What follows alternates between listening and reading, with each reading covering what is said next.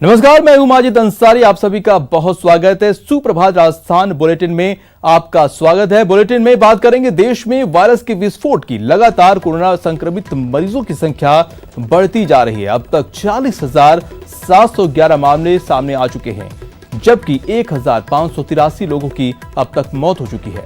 वहीं कोरोना को लेकर मरुधरा से राहत की खबर आई है। पिछले 2 हफ्तों से संक्रमण वृद्धि दर स्थिर है। तो साथ ही बात करेंगे आज होने वाली सोनिया गांधी के वीडियो कॉन्फ्रेंसिंग के बारे में भी। इसके साथ ही टोंक में हुए विवाद के बारे में भी आपको बताएंगे, लेकिन उससे पहले एक नजर 5 मिनट में 25 खबरों पर। पीएम मोदी ने कोविड-19 की वैक्सीन बनाने के लिए हो रहे प्रयासों, कोविड-19 की जांच के लिए गठित टास्क फोर्स की समीक्षा बैठक की। देश में करीब 30 कोरोना वायरस की वैक्सीन पर काम चल रहा है। इनमें से कुछ जल्द ही ट्रायल स्टेज पर भेजी जाएंगी। समीक्षा बैठक में पीएम मोदी ने इस बात पर भी जोर दिया है कि कोरोना वायरस की वैक्सीन की खोज के लिए अकादमी, इंडस्ट्री और सरकार साथ मिलकर तेजी से काम कर रहे हैं। सीएम अशोक गहलोत आज वीसी के जरिए कांग्रेस अध्यक्ष सोनिया गांधी से बातचीत करेंगे। गहलोत मजदूरों के लिए राज्य में की उपायों की जानकारी सोनिया गांधी को देंगे। तेलंगाना की केसीआर सरकार ने मंगलवार को एक बड़ा फैसला लेते हुए प्रदेश में लॉकडाउन को 29 मई तक बढ़ाने का ऐलान किया है। सरकार ने कहा है कि इस अवधि में शाम 6 बजे के बाद किसी को घर से बाहर निकलने की इजाजत नहीं होगी। लॉकडाउन में फंसे मजदूरों को लेकर तेलंगाना की राजधानी हैदराबाद से 11 ट्रेनें अलग अलग राज्यों के लिए रवाना हुई हैं, जिसमें राजस्थान के लिए भी एक ट्रेन शामिल है। तेलंगाना के मुख्यमंत्री के चंद्रशेखर राव ने ये जानकारी मीडिया को दी। देश भर में अब तक 40,433 कंफर्म कोरोना केस की पुष्टि हो चुकी है। इनमें से 1568 लोग अपनी जान गंवा चुके हैं। राहत की बात यह है कि रिकवरी रेट 27% के ऊपर पहुंच गया है। अब तक 12,727 लोग ठीक हो चुके हैं। मुंबई में बीते 24 घंटे में 510 नए केस सामने आए हैं, जबकि 18 की कोरोना से मौत हो चुकी है। तो महाराष्ट्र में संक्रमितों का आंकड़ा 14,500 के पार पहुंच चुका है और 583 लोगों की मौत हुई है। शराब की दुकान पर भारी भीड़ को देखते हुए बीएमसी ने शराब की बिक्री पर रोक लगा दी है। मुंबई में अब शराब की बिक्री नहीं होगी, बीएमसी आयुक्त ने आदेश जारी किए। बीते 24 घंटे में दिल्ली में कोरोना के 349 नए मामले सामने आए हैं। कुल मरीजों की संख्या बढ़कर 4,898 तक जा पहुंची है। 64 लोग कोरोना से जिंदगी की जंग हार चुके हैं। राजस्थान में कोरोना पॉजिटिव मरीजों का आंकड़ा 3,158 तक पहुंच गया है। अब तक 89 लोगों की जान जा चुकी है, जबकि 1120 मरीज ठीक हो चुके हैं। जयपुर में कोरोना के 1047 मामले सामने आ चुके हैं। वहीं अब तक 50 लोगों ने जान गंवाई है, जबकि 446 लोग रिकवर हुए हैं, जिनमें से 361 को डिस्चार्ज किया गया है। राजस्थान के मुख्यमंत्री आवास का ड्राइवर कोरोना वायरस से संक्रमित हो गया है। यह शख्स जयपुर के गांधीनगर का रहने वाला है। अधिकारियों ने इसे पहले ही छुट्टी पर भेज दिया था। सीएम ने गहलोत आपको बता दें कि ट्वीट कर जानकारी दी कि प्रदेश में कोरोना संक्रमण की वृद्धि दर पिछले 2 सप्ताह से स्थिर है। राजस्थान में संक्रमण की डबलिंग रेट भी 16 दिन है और राष्ट्रीय औसत 12 दिन से कम है। इसके साथ ही सीएम गहलोत ने कहा है कि मजदूरों के अलावा अन्य प्रवासी धैर्य रखें। बाहर से आ रहे मजदूरों को 14 दिन की क्वारंटाइन में रखा जाए। अभी तक 17 लाख लोगों ने वापसी के लिए रजिस्ट्रेशन करवाया है। प्रवासी मजदूरों की मदद को लेकर कांग्रेस पूरी तरह से सक्रिय नजर आ रही है। इसकी को लेकर कांग्रेस ने एक और बड़ा कदम उठाया है। प्रदेश कांग्रेस अध्यक्ष सचिन पायलट ने एक प्रदेश स्तरीय समिति का गठन किया है। इस समिति में कुल 16 सदस्य हैं। प्रदेश में कोरोना कंट्रोल को लेकर सरकार पूरी तरह से एक्शन में है। कोरोना के खिलाफ सरकार ने एडवांस प्लानिंग की है, जिसके तहत प्रदेश के सभी जिलों में कोविड केयर सेंटर बनाए जाएंगे। 500 से 1000 बेड की क्षमता वाले सेंटर बनाए जाएंगे। प्रदेश में लॉकडाउन 3.0 पर राज्य के गृह विभाग ने स्पष्टीकरण जारी किया है। इस स्पष्टीकरण के जरिए यह साफ किया है कि सरकार ने किन चीजों में छूट दी है। सरकार ने मजदूरों के लिए एक बार के परिवहन को मंजूरी दी है। आईटीआर और आईटी कंपनियों को भी राहत दी है। गहलोत सरकार के राशन वितरण पर पोस्टरबाजी की मनाही के बाद भी कुछ नेता इससे बाज नहीं आ रहे हैं। राजस्थान यूनिवर्सिटी के पूर्व अध्यक्ष अनिल चोपड़ा की ऐसी ही तस्वीर और वीडियो सोशल मीडिया पर सामने आई है। राजस्थान और एमपी पुलिस के सहयोग से एक बुजुर्ग महिला 2 महीने बाद अपने घर वालों से मिल पाई। कोटा के रायसिंह नगर निवासी ये महिला मानसिक रूप से कमजोर है, जो कि एमपी के गुना में अपने बेटों से बिछड़ गई थी। कोटा में एक हेड कांस्टेबल के कोरोना पॉजिटिव आने के बाद पूरे थाने के स्टाफ को क्वारंटाइन किया गया था। वहीं अब जब स्टाफ ड्यूटी पर लौटा तो जो एएसपी सहित पुलिस अधिकारियों ने सभी का स्वागत कर हौसला अफजाई किया। SC/ST और सहरिया जाति के अभ्यर्थियों के लिए अच्छी खबर है। गहलोत सरकार ने बैकलॉग के कुल 1588 पद भरने का फैसला किया है। टोंक के मालपुर उपखंड में 2 पक्षों में कहासुनी के बाद विवाद हो गया। दोनों ओर से हुए पथराव में करीब 6 लोग घायल हो गए। वहीं एक कार और बाइक में भी तोड़फोड़ की गई है। मामले में पुलिस ने आधा दर्जन लोगों को हिरासत में लिया है। महाराष्ट्र के औरंगाबाद में तेल गोदाम में भीषण आग लग गई है। दमकल की 10 गाड़ियों ने कड़ी मशक्कत के बाद आग पर काबू पाया। आगजनी में कोई जनहानि नहीं हुई। केंद्र सरकार ने पेट्रोल पर उत्पाद शुल्क 10 रुपए प्रति लीटर और डीजल पर उत्पाद शुल्क 13 रुपए प्रति लीटर बढ़ा दिया है। हालांकि उत्पाद शुल्क में इस बढ़ोतरी के बाद उपभोक्ताओं पर इन बढ़ी कीमतों का असर नहीं होगा। इजरायल ने कोरोना को मात देने वाली वैक्सीन बनाने का दावा किया है। इजरायल के रक्षा मंत्री ने दावा किया है कि इजरायल के इंस्टीट्यूट ऑफ बायोलॉजिकल रिसर्च के वैज्ञानिकों ने यह सफलता हासिल की है और जल्द ही बड़े पैमाने पर इसका उत्पादन शुरू होगा।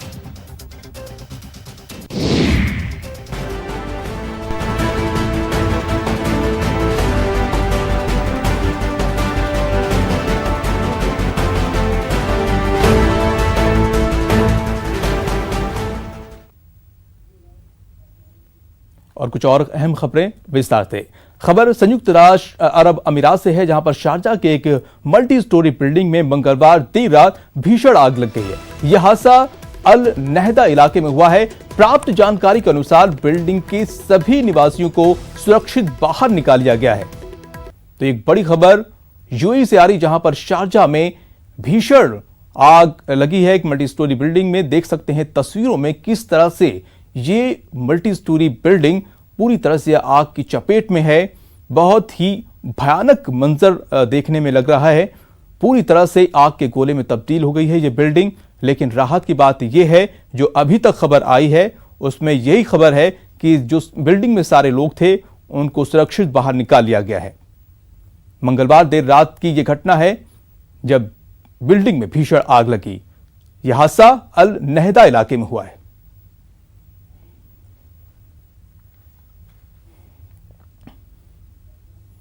और खबर जम्मू कश्मीर से है। यहां एक और एनकाउंटर पैंपोर में 3 आतंकियों से मुठभेड़ हुई है। सुरक्षा बलों ने आतंकियों को घेर लिया है। बड़ी खबर इस वक्त जम्मू कश्मीर से, जहां पर आपको बता दें कि सुरक्षा बल और आतंकियों के बीच मुठभेड़ हो रही है। पैंपोर में 3 आतंकियों से ये मुठभेड़ हो रही है और आतंकियों को सुरक्षा बलों ने घेर लिया है।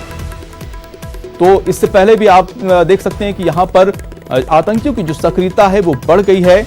लगातार ये 3 दिनों में 2 बड़े हमले हो चुके हैं, जिसमें कई जवान शहीद भी हो चुके हैं। और एक बार फिर से यहां पर पैंपोर में मुठभेड़ हो रही है आतंकियों के साथ। 3 आतंकियों से मुठभेड़ हो रही है और सुरक्षा बलों ने आतंकियों को घेर लिया है। तो इस वक्त की बड़ी खबर जम्मू कश्मीर से, जहां पर पैंपोर में 3 आतंकियों से मुठभेड़ चल रही है। सुरक्षा बलों ने इन तीनों आतंकियों को घेर लिया है।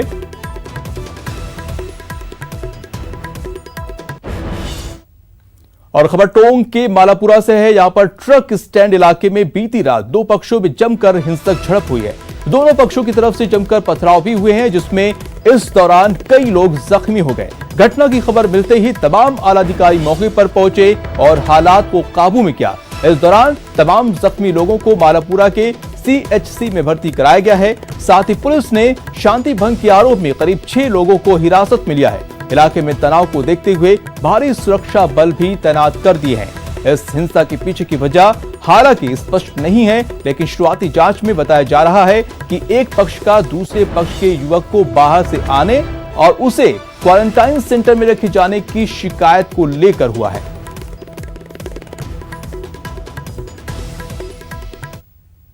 एडिशनल एसपी साहब और सारा जाब्ता तैनात है। कुछ 2 युवकों के बीच में पर्सनल राजनीति को लेकर आपस में छोटी मोटी घटना हुई है, दोनों तरफ से पत्थर फेंके गए हैं, लेकिन अब बिल्कुल शांति है और कोई दिक्कत नहीं है। शांति हुई है, कुछ लोगों को हमने राउंड अप किया है, मौके पे शांति है। ऑफिसर और फोर्स पूरी पर्याप्त मात्रा में यहाँ उपलब्ध है और निगरानी है जारी है और स्थिति का टॉप। चलिए अब आपको देश भर का कोरोना अपडेट बता देते हैं। भारत में कुल संक्रमित 46,711 लोग हो चुके हैं। देश में कुल एक्टिव केसेस अब तक 31,967 हो चुके हैं। वहीं देश भर में अब तक 1,583 लोगों की मौत हो चुकी है। इलाज के बाद 13,160 लोग अब तक ठीक हो चुके हैं, उन्हें डिस्चार्ज किया जा चुका है। देश में रिकवरी रेट की बात की जाए तो 27.41% हो चुका है। भारत में कोरोना वैक्सीन का ट्रायल भी जल्द होगा। पीएम मोदी ने समीक्षा बैठक की है। तेलंगाना में 29 मई तक लॉकडाउन को बढ़ा दिया गया है। कानून मंत्रालय में एक अधिकारी संक्रमित पाया गया है। त्रिपुरा में बीएसएफ के 13 जवान कोरोना पॉजिटिव पाए गए।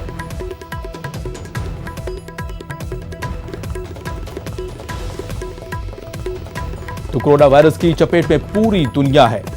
जी हां, दुनिया के देश कोरोना वायरस की वैक्सीन और दवा खोजने में जुटे हुए हैं और भारत में भी इस स्तर पर तेजी से काम हो रहा है।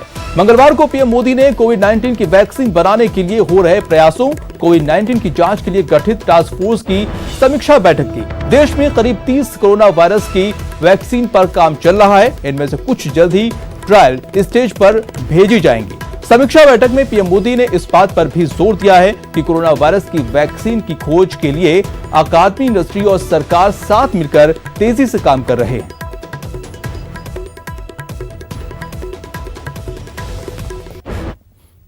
और लॉकडाउन में फंसे मजदूरों को लेकर तेलंगाना की राजधानी हैदराबाद से 11 ट्रेनें अलग अलग राज्यों के लिए रवाना हुई हैं, जिसमें राजस्थान के लिए भी एक ट्रेन शामिल है। और तेलंगाना के मुख्यमंत्री के चंद्रशेखर राव ने यह जानकारी मीडिया को दी है।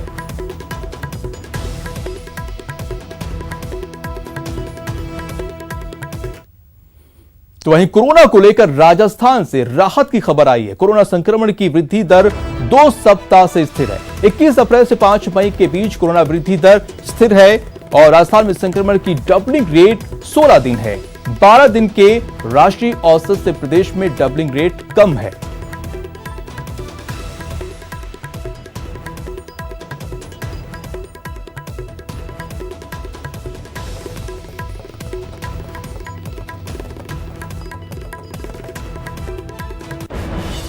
तो चलिए अब आपको प्रदेश में कोरोना पर अपडेट बता देते हैं। कोरोना पॉजिटिव की संख्या यहां पर 3,158 तक पहुंच चुकी है। पिछले 24 घंटे की बात की जाए तो यहां पर 97 नए केस मिले हैं। कोरोना से अब तक 89 लोगों की मौत हो चुकी है। ठीक होने के बाद 1,120 लोग अब तक डिस्चार्ज हो चुके हैं और प्रदेश में अब तक 1,544 एक्टिव केस हैं।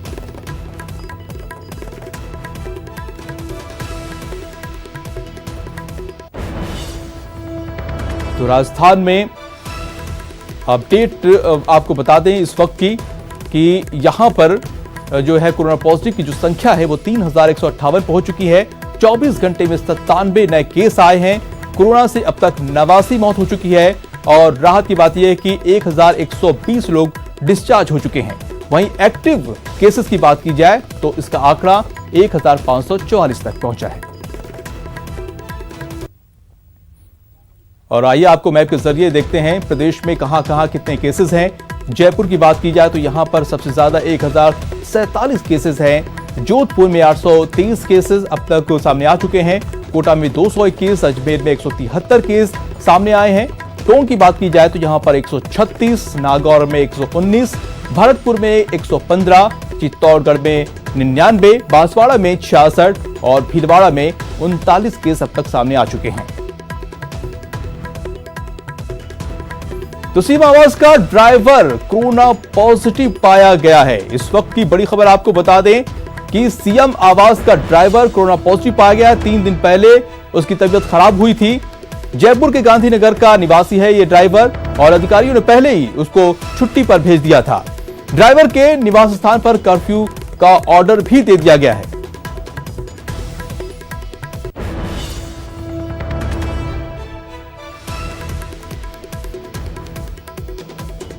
और ज्यादा जानकारी के लिए सचिन शर्मा हमारे साथ जुड़ चुके हैं। सचिन, सीएम आवास का ड्राइवर कोरोना पॉजिटिव पाएगा, ये कितनी बड़ी चिंता की बात है? और ओवरऑल भी देखा जाए तो क्या कुछ स्थिति फिलहाल प्रदेश में है कोरोना पॉजिटिव की?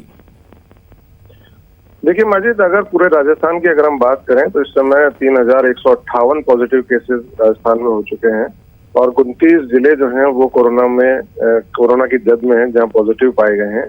और ऐसे में ये भी देखा जाए कि अगर मौतों का आंकड़ा जो है वो 89 हो चुका है, जो कि काफी अच्छा फिगर है।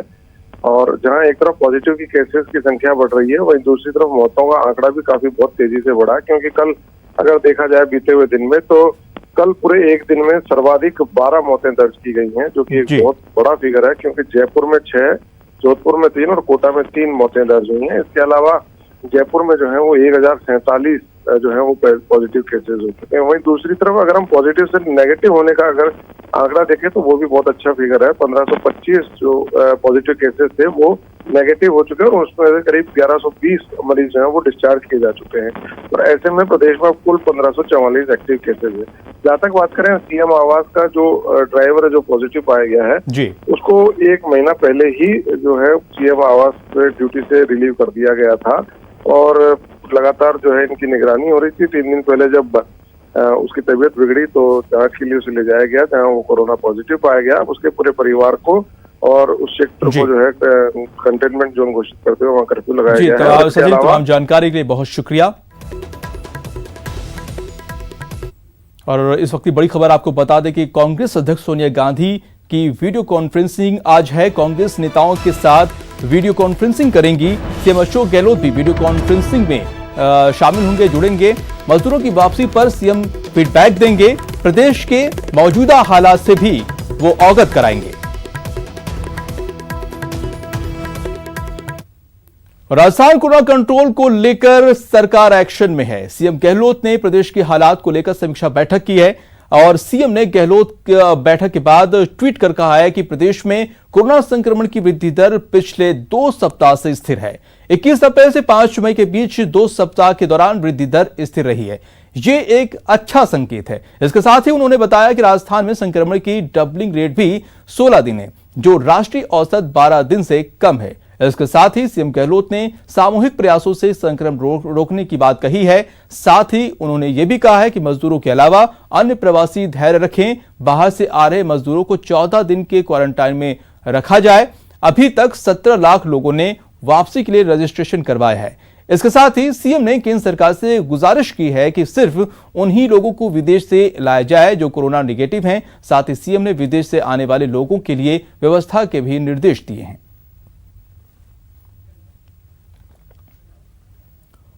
और प्रभावित मजदूरों की मदद को लेकर कांग्रेस पूरी तरह से सक्रिय नजर आ रही है। इसी को लेकर कांग्रेस ने एक और बड़ा कदम उठाया है। प्रदेश कांग्रेस अध्यक्ष सचिन पायलट ने एक प्रदेश स्तरीय समिति का गठन किया है। इस समिति में कुल 16 सदस्य हैं, जिसके अध्यक्ष खुद सचिन पायलट हैं। इस समिति में और भी कई सदस्य शामिल हैं, इनमें कई मंत्री और पदाधिकारी भी शामिल हैं। कांग्रेस अध्यक्ष सोनिया गांधी के आह्वान पर प्रवासी मजदूरों की मदद के लिए इस समिति का गठन किया गया है।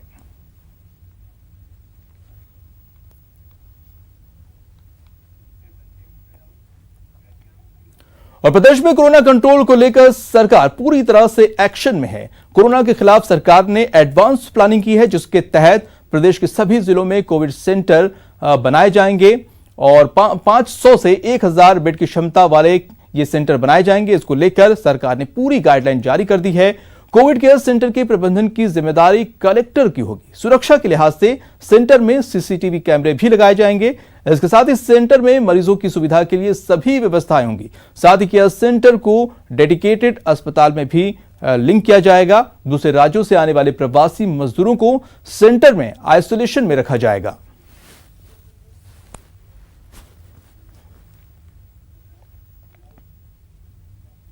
और फिलहाल वक्त तो चला छोटे से ब्रेक का। ब्रेक के बाद बात करेंगे मजदूरों से हुए धोखे की।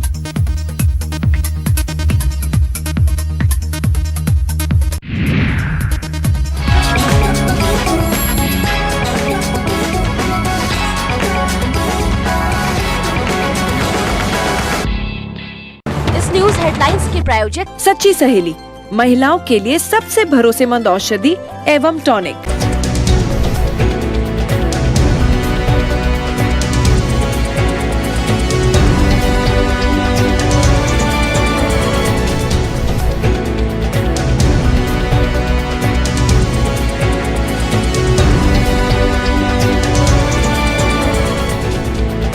न्यूज हेडलाइंस के प्रायोजक सच्ची सहेली, महिलाओं के लिए सबसे भरोसेमंद औषधि एवं tonic.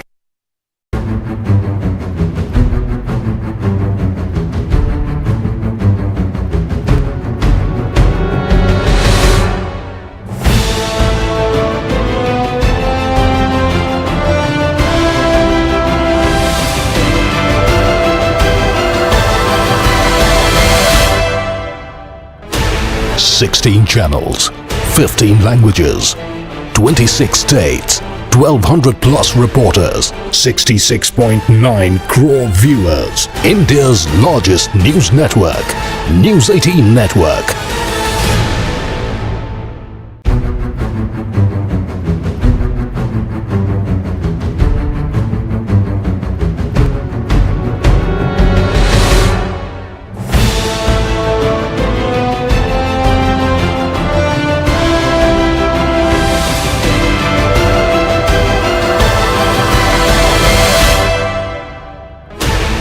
Sixteen channels, 15 languages, 26 states, 1200 plus reporters, 66.9 crore viewers. India's largest news network, News 18 Network.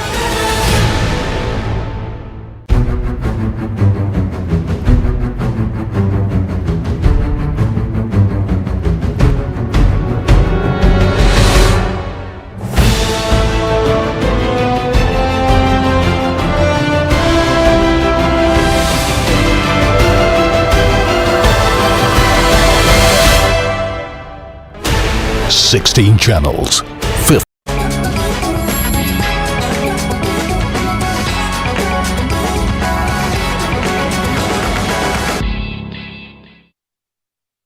आपका स्वागत है। देश भर में लॉकडाउन का तीसरा फेज चल रहा है। प्रदेश में भी लॉकडाउन 3.0 पर राज्य के गृह विभाग ने स्पष्टीकरण जारी किया है। इस स्पष्टीकरण के जरिए यह साफ किया है कि सरकार ने किन चीजों में छूट दी है। सरकार ने मजदूरों के लिए एक बार के परिवहन को मंजूरी दी है। आईटीआर और आईटी कंपनियों को भी राहत दी है।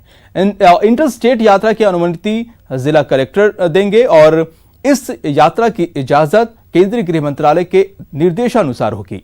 रेड और ऑरेंज जोन में घर से ऑफिस ले जाने वाली कंपनियों को अनुमति दी गई है। कार्यालय के लिए 33% स्टाफ होंगे। सुरक्षा उपायों की पूर्व में जारी गाइडलाइन को फॉलो करना होगा। रेड और ऑरेंज जोन में चल रहे औद्योगिक इकाइयों को गृह विभाग के 2 मई के आदेशों की पालना करनी होगी।